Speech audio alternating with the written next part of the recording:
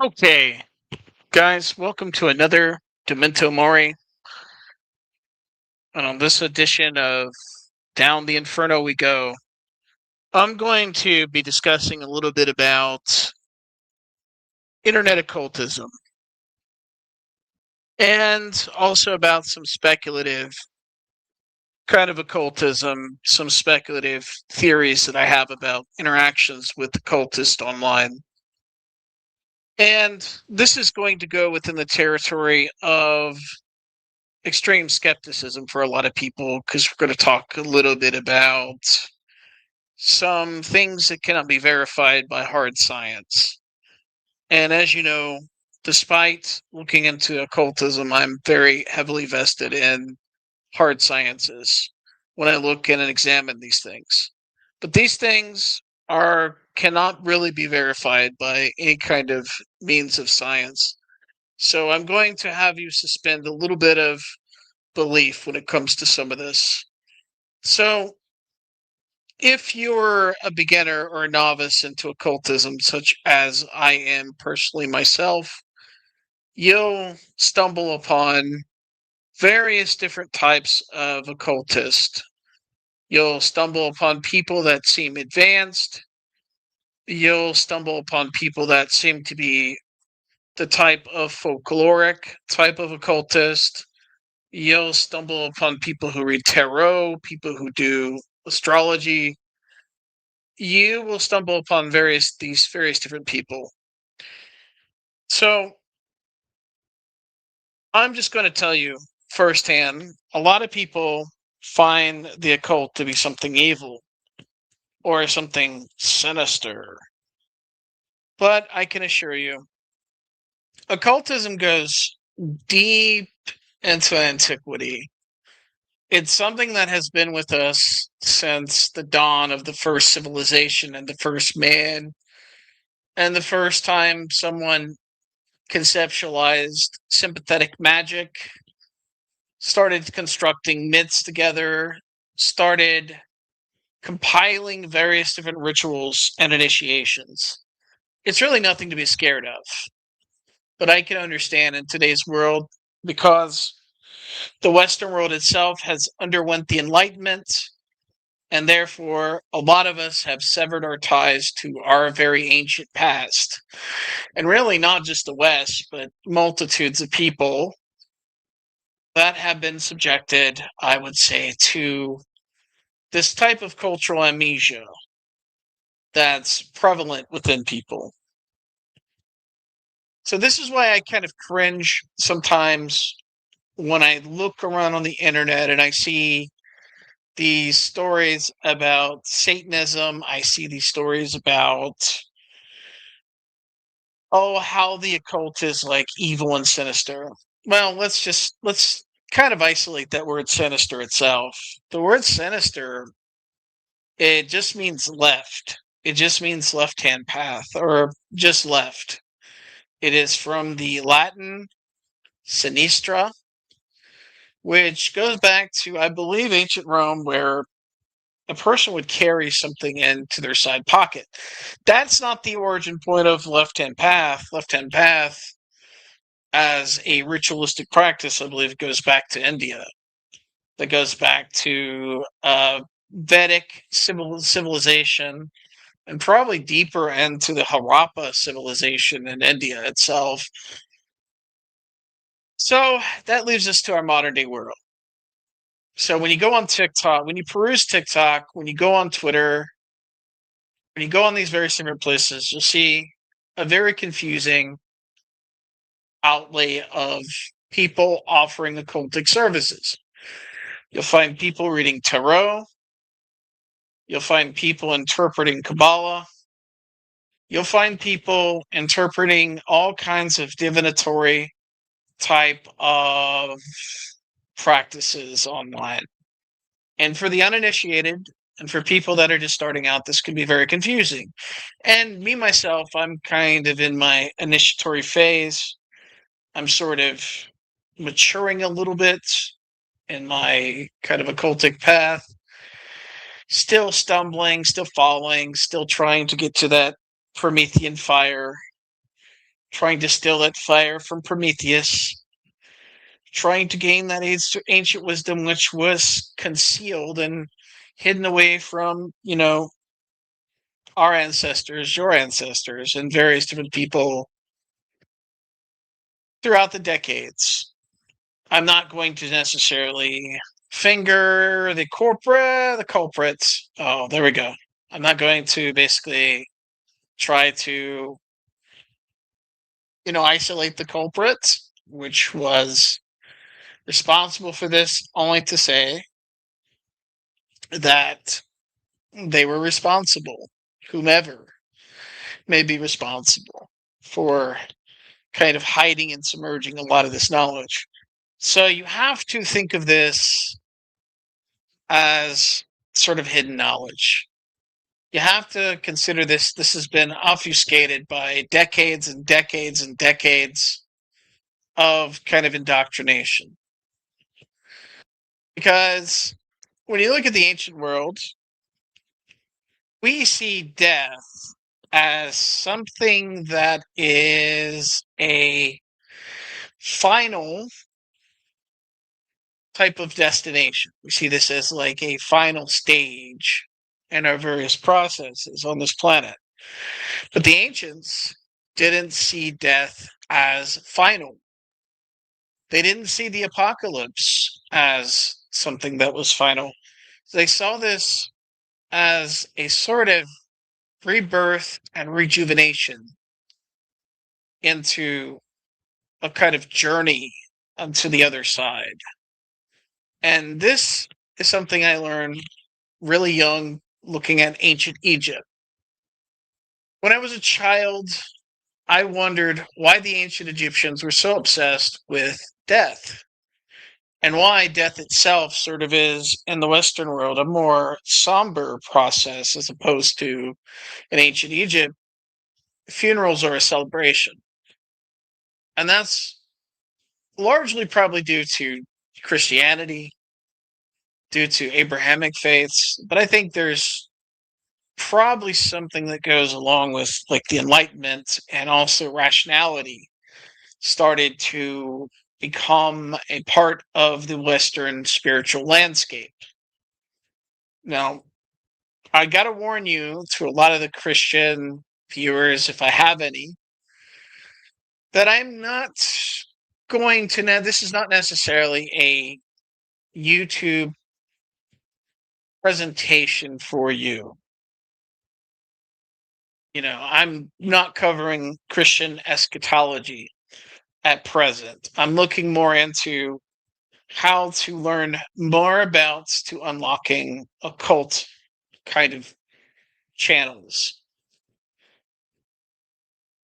So when you realize that the occult is sort of a locked away type of submerged type of knowledge, how exactly do you peel back these layers?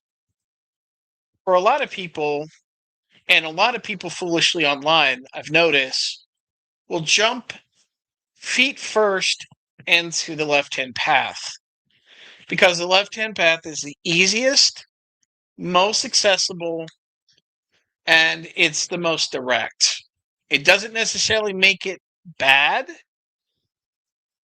but it does speed things up. It does intensify processes that if you were to go through something like Hermeticism, or you would to go through other types of occultic type of initiatory systems, you would have more of a foundation.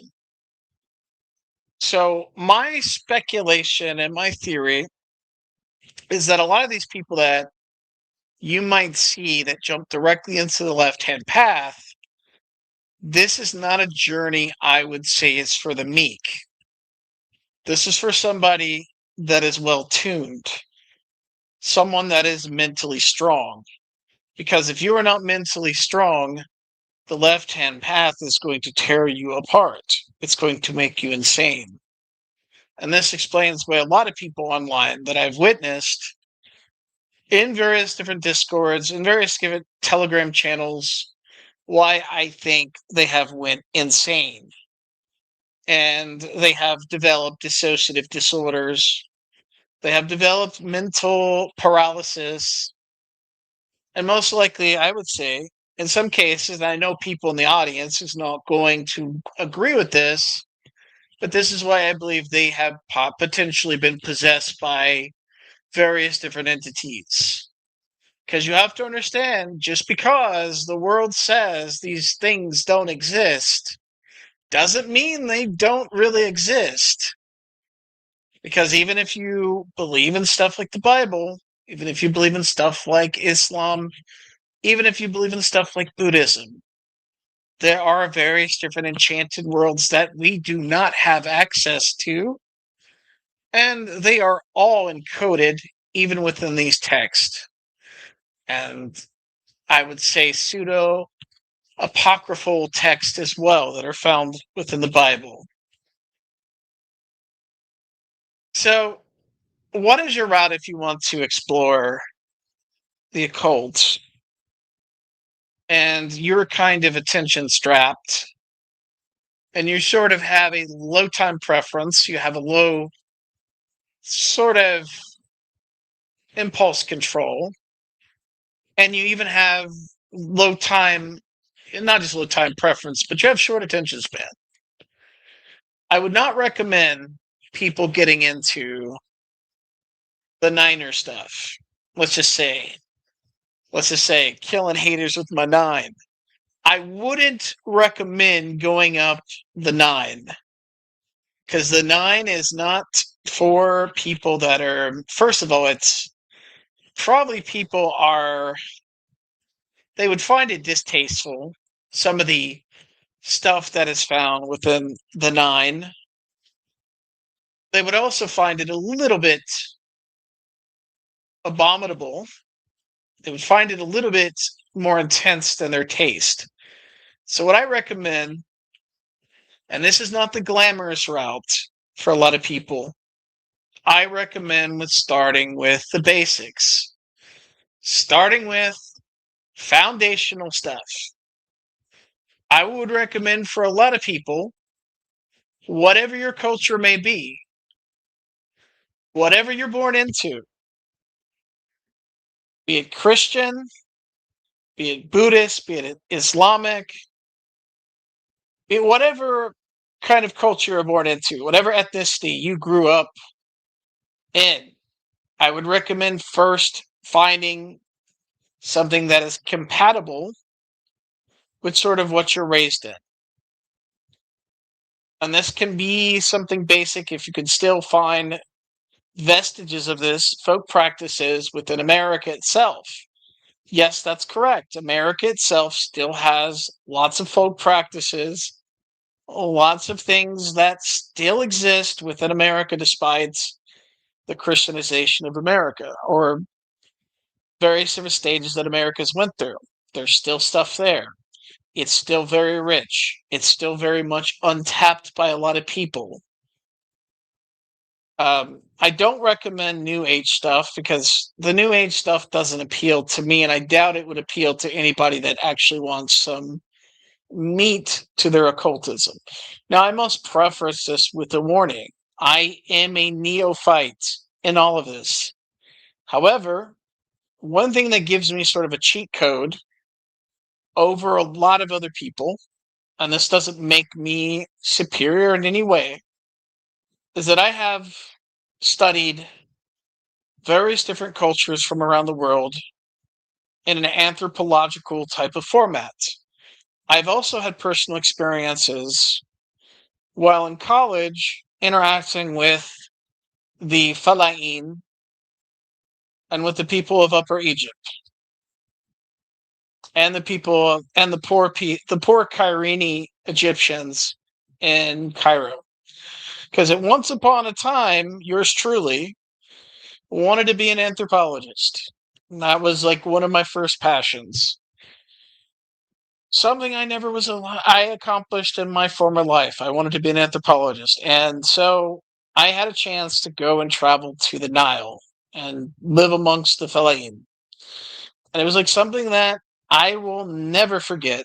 it's something always going to be etched within my soul, is my encounters of the indigenous practices of the people of the Nile, the people that are the remnants of the ancient Egyptians.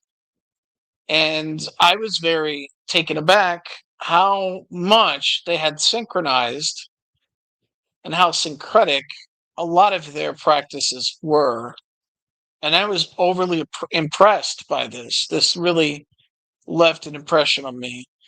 Now, I was always scared to dabble within, the occultic sort of window because of both a Christian upbringing and also within kind of looking into various different, you could say, I don't know, entertainment, stuff like the Satanic Panic, etc.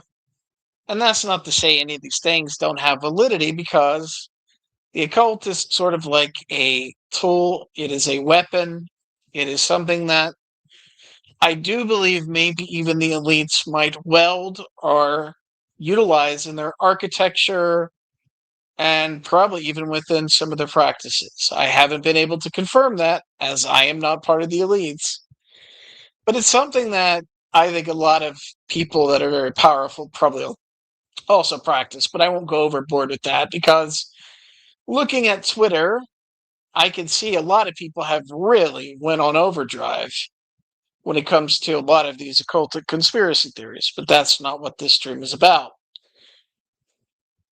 So, when you finally found a particular system that fits you and suits you, from that system, I would gradually work up to various different tools that you can utilize.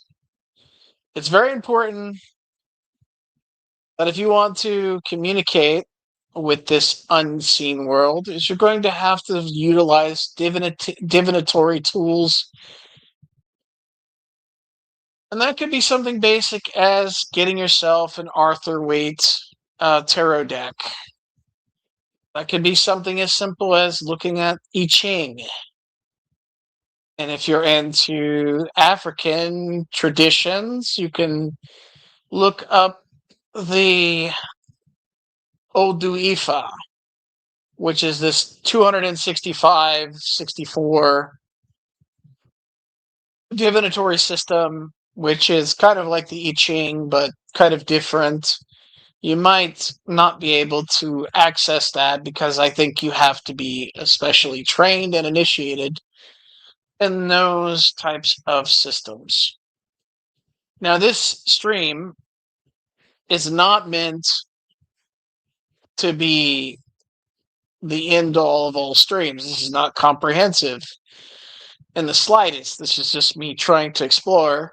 And it's more or less me sort of talking about my progress. Now, I believe when I first started, I would say sometime off and on, I would say over the years. And it really started to get rejuvenated when, a lot of, let's just say, turmoil was going on in my life. When a lot of things were going on in my life simultaneously that just seemed chaotic, I started to get interested in it again. So I started to think back to some of my personal experiences I've had online and some of the people I've interacted with on Discords and Telegrams. And I've discovered a lot of these people were occultic practitioners. And I didn't even realize it. I sort of overlooked it. I'm not going to mention them by name, but some of these people practice a lot of left-hand path stuff. And some of these people even practice halfway, I would say, thelemic rituals that they're not extremely well versed in, such as the Liber Semect. One person in particular that I interacted with, they tried to enact the Liber Semect on a live stream and they sort of did it halfway. The Liber Semect is a very comprehensive thelemic ritual that you have to actually prepare for, and it's not something you really should be playing with unless you're like really sort of well versed. Apparently this person believes that he's like some sort of wizard, and he's somebody that has the ability just to call upon this and, you know, uh make these particular things grant his wishes. And, that goes along with, I think, unfortunately, here's another thing too, if you're going into this path, and that this is, you have to put the work in. And what that ultimately means is that reading various different texts is essential and a part of it, but you have to also be versed in other things as well. And that includes getting into nature. Yes, getting into nature. Knowing the type of flora around your area. If you're going to be doing any kind of spellcraft, you're going to have to know about your local flora. You're going to have to know about it. You're going to have to know about various different herbs, elixirs, etc. That is going to be essentially part. Because honestly, why learn about all this stuff and not understand some of the practical measures of a lot of these things? Like, I mean, after all, stuff like alchemy was utilized to develop into chemistry. And clearly, stuff like herbs and elixirs have a type of health, medicine, pharmakia. That has a lot of different measures that would later develop into sciences. And I'm going to tell you something. Another reason why I turned kind of to this route is because I'm a little bit uncertain about the future of America itself. And I believe some of these technocrats and some of these billionaires, they are doing stuff like Goetia. They are doing stuff that I believe a lot of these medieval grimoires, they're probably well versed in a lot of this stuff. They may not let you know, but I believe a lot of them are probably well versed in a lot of these texts and looking at them and trying to implement them in some type of way into their systems. I mean, that doesn't explain they're in total control, but that does explain a little bit that I don't think they're atheists. I don't think a lot of the people that control this world are like atheists. I think they do believe in a lot of these occult forces. And that's why you kind of have to, verse yourself in some of this if you wish. And this is voluntary. If you don't like the occult and you're not into that kind of stuff, then do not listen to this live stream, because this is for people that are into that type of thing. These are for people that are versed into that stuff. If you're not into it, you think it's of the devil, and you think it's satanic, then, turn it off. It's not for you. But if you're not afraid to explore these things and sort of look what the history of these things are, then, be my guest. Take this journey with me. Will I end up in hell? Will I end up damned? Will I end up in losing my mind? Is a good question. So far, so good. Although I will say there's a bit of a problem that I'm starting to face now. And that's when you start hitting a ceiling. You start hitting a glass ceiling, and your practices are not hitting like they used to. That's when the mojo is kind of gone. And so this is where I find myself. And this is where I am getting stagnant. And this is where I think I'm going to have to go outside of Western occultism. I think I'm going to have to start exploring some other territory which is more potent and something which can supplement a lot of my practices. So, going back to what I was talking about to a lot of the people, I would not recommend people going into the left hand path initially. Contrary to what a lot of these people say, the left hand path can be very dangerous if you do not have any kind of grounding or foundation. And the way that you find that grounding or foundation, you have to explore exactly what kind of practice do you want to do. Part of the way that unlocks that is from one, studying history, two, being very well acquainted with what you are and what you want to become. Because if you just don't know that, that's sort of how you're going to come to an end. Now, I'm sort of an unorthodox, but I would recommend for a lot of people probably just stick to whatever you're familiar with.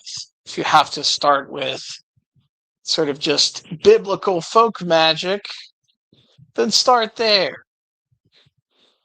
You know, if that's what you're acquainted with, because what people don't realize is that stuff like that very King James Bible that you have in your house can be a very powerful tool if you know how to unlock it. But you have to have the keys. Some good resources for that if you're into wanting to know more about the early European Rosicrucians and the powwow magic. I'd recommend, or I think they call it. I can't pronounce that word. It starts with a B. It starts with a B. There is a particular German grimoire called The Long Lost Friend. Now, what I find interesting in the fact that a lot of like Germans came here in like the 1800s when they brought the long lost friend and they brought a lot of these grimoires around. What people don't realize, these would later become the 5th, 6th, and 7th books of Moses. Interesting enough, people in the Caribbean use this in their practices. In their sort of folk magic practices and in their sort of practices. There's one, I think, that is written by, under a pseudonym, Henri Gamache. Henri Gamache. And in that book, it has a very interesting chapter. It looks at Moses as sort of a voodoo master. It talks about Moses learning of all the magic from the Egyptians and utilizing this to kind of turn the tables on the Egyptians. And it even posits that Moses potentially was sort of an Egyptian himself, which, if you've read any Moses and Monotheism by Sigmund Freud, you would know this is probably true. Some of the alternate theories about Moses as well puts him somewhere, I would say, around the time of Ramesses II. So this is a very layered, exploratory text that delves into forbidden territory for a lot of Christians. And if you're really adventurous and you want to sort of integrate, let's say you're of European descent, because here's the tragedy of Europe. The tragedy of Europe is that a lot of old European occultism is sort of dead. A lot of Western occultism, its primary base is the Kabbalah. And there's no way for you to get past that the Kabbalah has immense influence over Hermeticism, over Rosicrucianism, over the Golden Dawn. It had a lot of influence on people like Crowley, you name it. The only way to, I would say, bypass this is if you want to look into Hellenistic traditions. If you want to go to Pythagoras, because Pythagoras, of course, has the 0 to 9 system. The 0 to 9 system is very important, and that very verboten religion, or I would say spiritual practice that's found online, that drives a lot of people crazy and gets them to do very heinous stuff that I shall not discuss in the stream because I don't want to get canceled by YouTube and I don't want to get canceled by my audience. But it's very important to piece together and to understand where a lot of these things come from. So I think the number system in Pythagorean numbers versus the, I believe, 10 Kabbalistic system is sort of where we get a lot of our basis for Western occultism. And of course, you have the grimoires, of course. You have the Picatrix as well. The Picatrix is interesting. That's for advanced people. I would recommend going directly into the Picatrix. Either that's sort of for people that are a little bit more advanced. I'm not so sure myself how they handle the Picatrix as well. It sort of mystifies me. You have the Shams al-Arif, which I believe I've talked about before. That's sort of a cursed and forbidden book in the Islamic world. Like I said, one of the ways to unlocking occult systems also is understanding that mythos, that's myths, are more than just, Osiris is getting chopped in half with his body thrown into the Nile. Tiamat is more than just going into, some type of dragon type deity or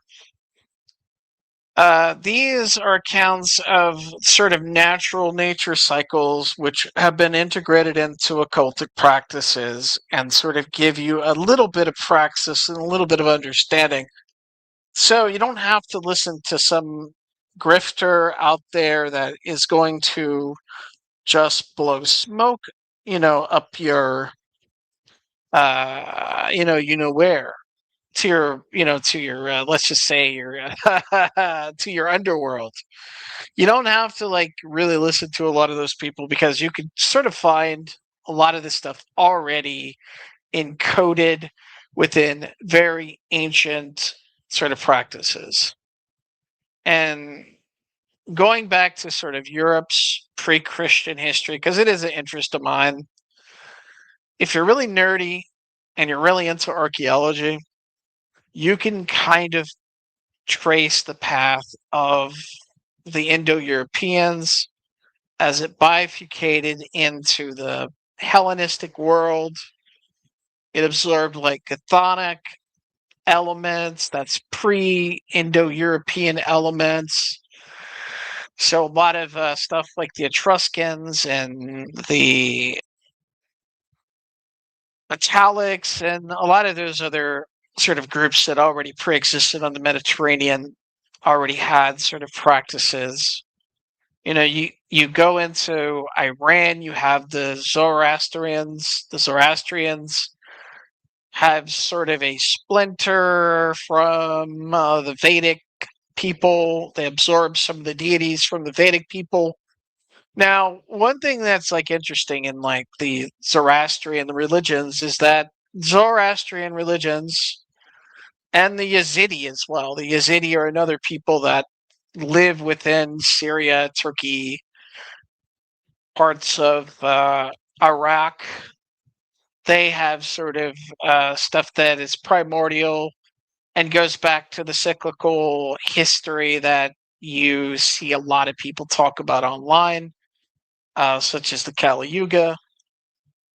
Um, that's the time cycles is like another thing. So what I'm trying to say here, not so succinctly, is that the myths, the legends, and sort of basic stuff like numbers, light, even stuff like colors and lights, are all sort of integral to learning occultic signs and symbols, and it's very important in your maturation as you go down that path.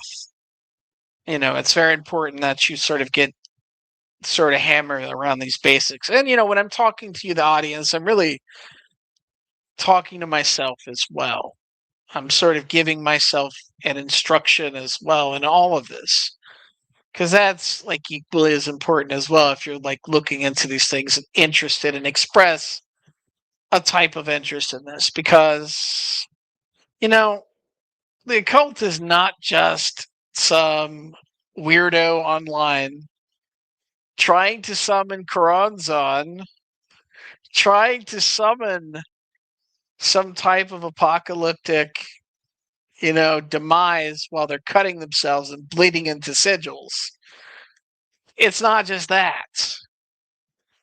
And if you think it's just that, then you are a literal retard or psychopath or some person that is like probably needs to seek, some type of mental health.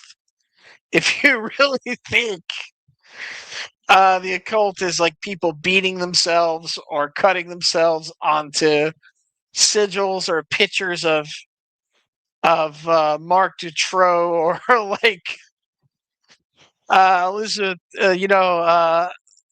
Elizabeth Bathory. If you think it's like just that kind of silly shit, then like you really have something coming if you're really going to try that.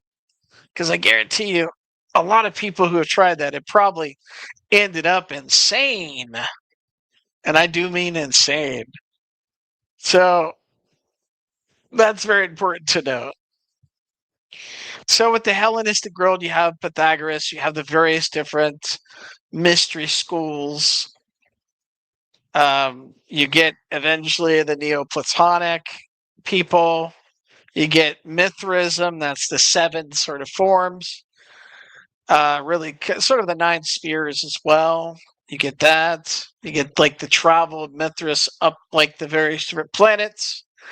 You get the dreams of Scipio, that was written by Cicero. You get, um, and like going even like further than that, you get stuff in Mesopotamia.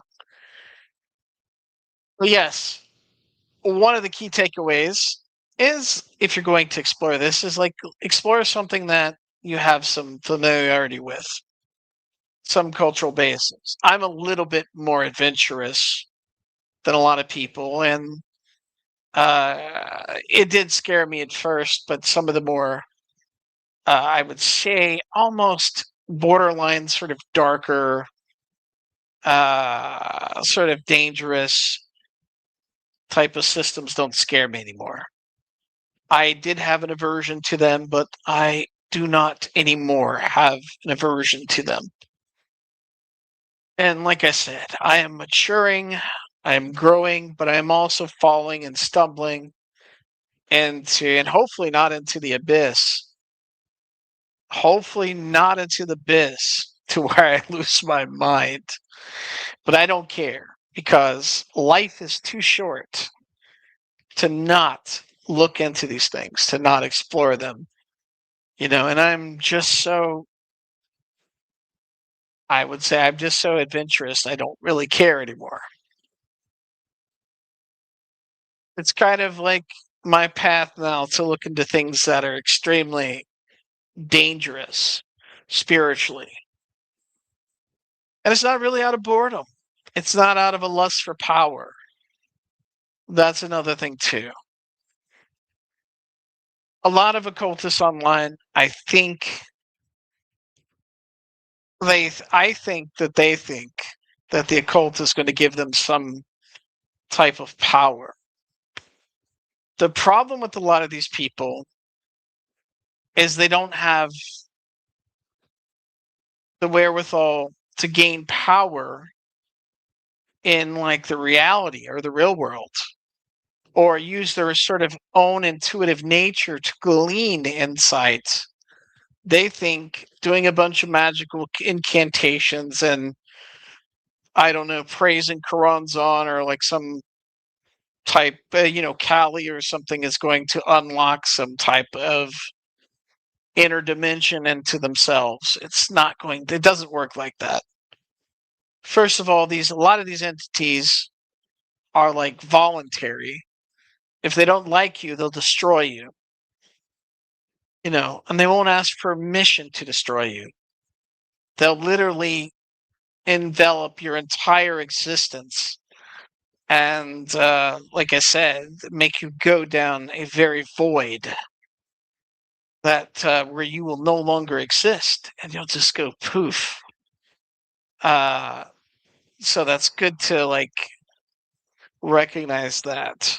So I'm skeptical of a lot of these people.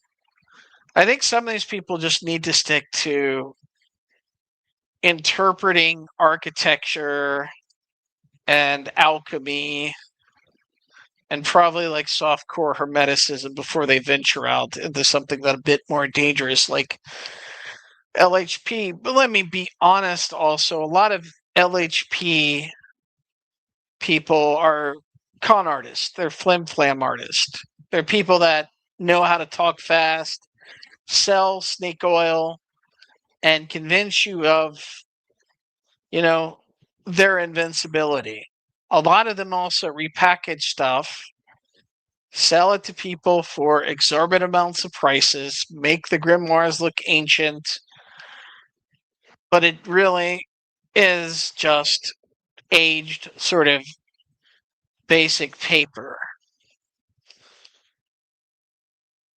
Now, as I progress, eventually I will share with you, the audience, more insight into how I'm doing, and maybe even have guests to come on to talk about these things. Here's hoping. Here's putting some wishes out there that I get guests and I sort of don't fall down too far into the chasm. But I don't think I will. I don't think I will. I think life has done enough for that for me, to where the only way to go is up for me. And with that said, if nobody has any questions about what I talked about, and I think that I've pretty much run out of steam, I'm probably going to cut this a little short. I'm not going to go on forever. I'm not going to make these things, unmanageable or, where I go. Basically, I'm not going to make this like an all-night party. This is like just sort of segments of me just rambling, trying to make the connections together, and this like spider web. Eventually, I will have more material to discuss this. But as for now, I think I've kind of hit a stumbling block. Also, okay, I'm going to say this before I go. Also, one thing that I find very interesting interacting with occultists is that how prone to jealousy a lot of them are when you get like new people that have sort of a knowledge base that's not novice. It's like you've intruded upon their territory, their world.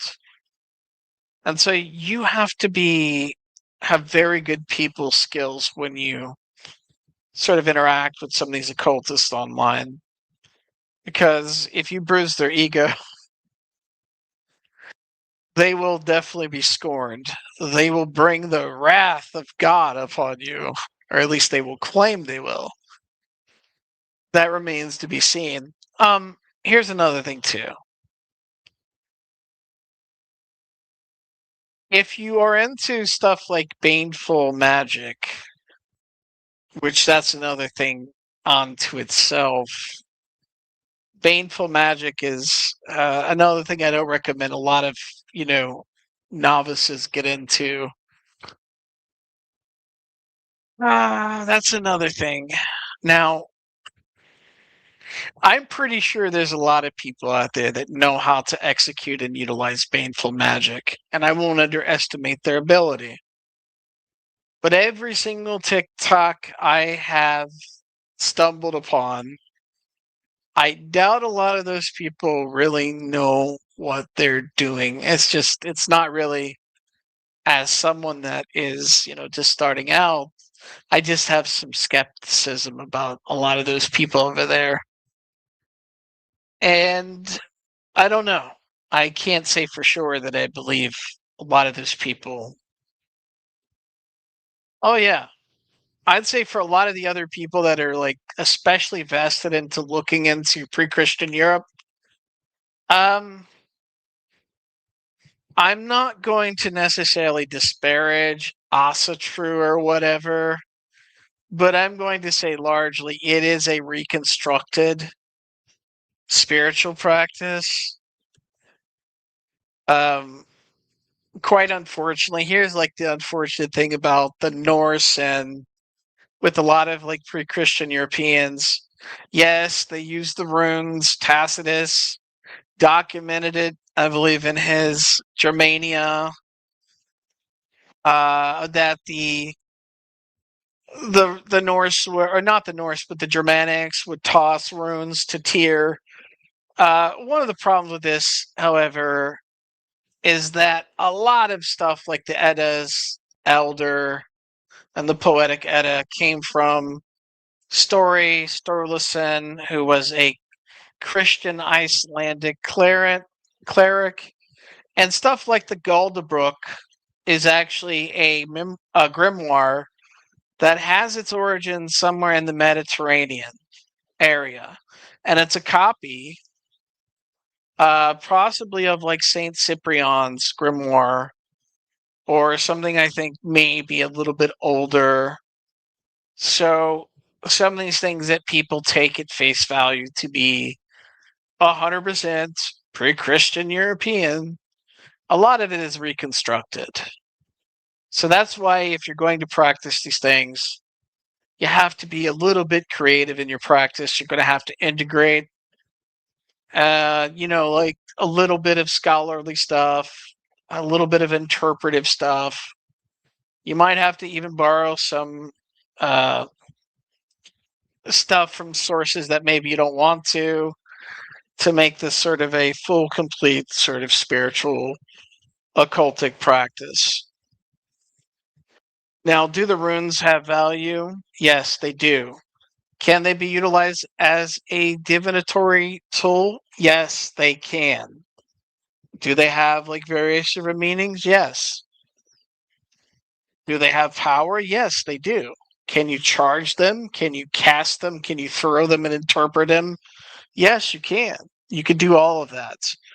But you have to be extremely careful with, some of this stuff that you don't get lost in just LARPing, just going and being like a Renaissance type of, neckbeard type of nerd looking at a lot of these things. You have to actually put in the work and look into these things and see if like your practice is authentic. But I'm not going to tell people how to practice whatever. Practice whatever you want.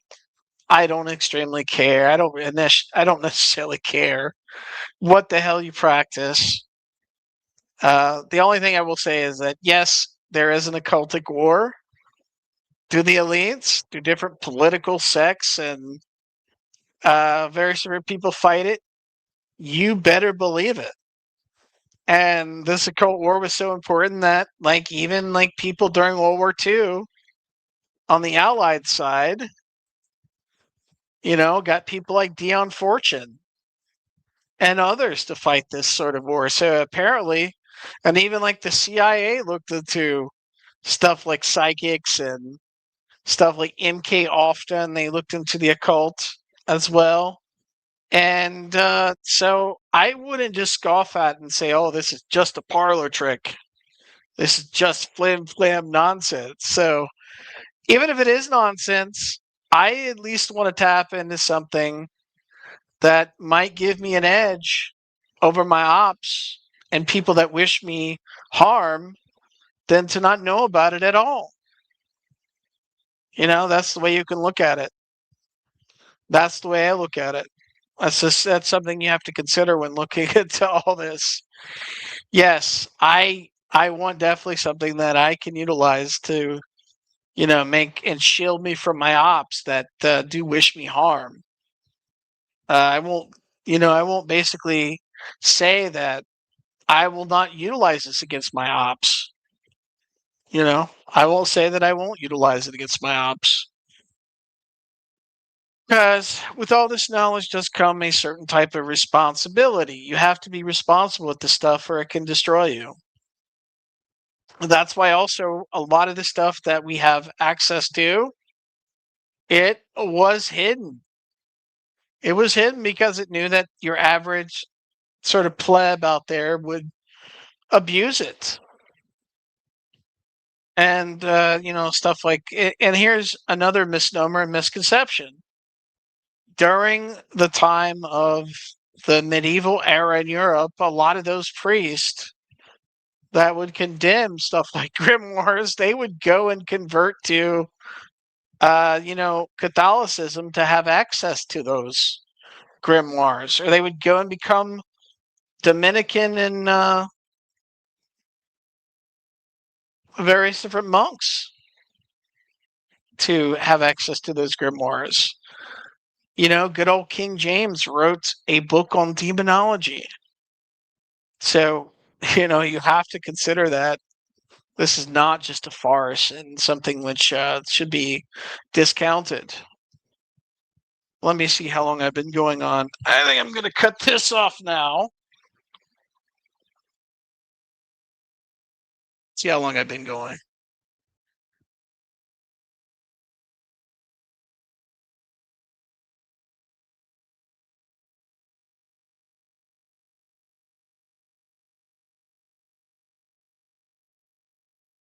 Let's see. Actually, I did get some interesting comments. Let's see. The German book you referred to is Der Langue Verbogen Freund. Forgive me.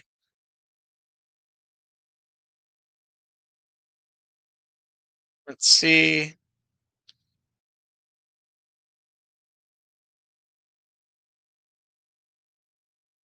Let's see. Okay. I see I have a Christian here. Pretty interesting that some of the comments. Let's see, boy, howdy says, Christian, and I rebuke you in the name of Jesus Christ, and may Jesus Christ crush our enemies and praise Jesus. Well, listen, I will say this. I don't, contrary to popular opinion, I don't reject Jesus Christ. I think Jesus Christ was a very powerful magician.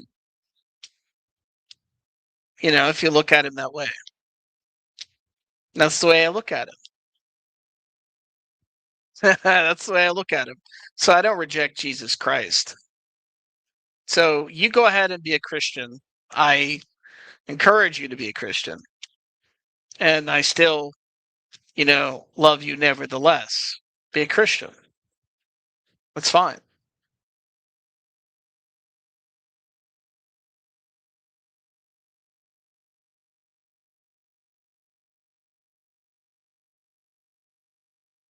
Uh, I don't necessarily agree with that.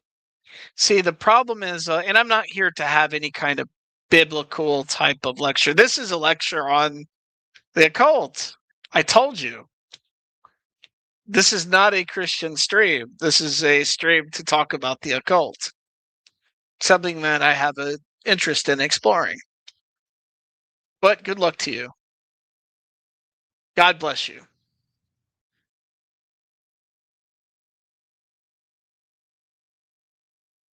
So, anyway, this has been another Demento Mori podcast. This has been Down the Inferno We Go with yours truly, Doc Inferno, the most mysterious person on the internet. The most evil person on the internet. The most hated. One of the most hated people on the internet that doesn't care. Have a great day to each and every one of you. And good luck to everyone. I'm just joking about the most evil. That is sort of like a tongue-in-cheek type of thing. But yeah, good luck to everybody. I will be having these streams on a more regular basis. And hopefully I can get the OBS up and running because I've been having some boomer tech issues with the whole thing.